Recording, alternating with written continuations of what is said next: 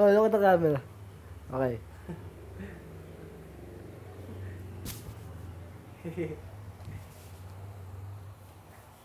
Lumaki kami ng tinatawas. Kapatid ko, ako, mga magulang ko naniniwala sa tawas.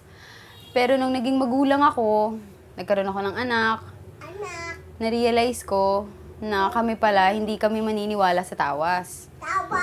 Eventually, lumaki sila sa doktor. Ayun, nalaman ko na healthy naman silang lumaki nang hindi dumadaan sa pagtatawas. Pero okay naman kami. Healthy naman sila. Kaya yun, opinion ko lang dyan sa tawas na yan. Hindi kasi kami, scientifically based kami masyado ng asawa ko eh.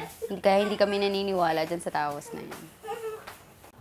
Naniniwala ba ako sa tawas? Hindi. Bakit? Tingin ko scam lang yan eh.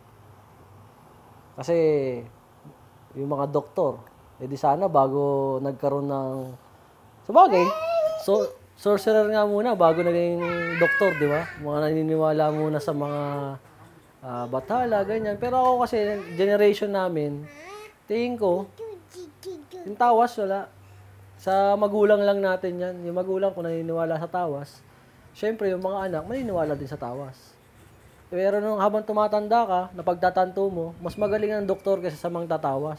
Dahil yung mga tatawas, 100 plus lang ang sahod. And doktor, magkano? So, may professional value. So, yung tawas, wala kang kasiguraduhan. Kaya nga sa tawas eh, nanguhula. Parang manguhula din ang tawag sa kanya. Okay?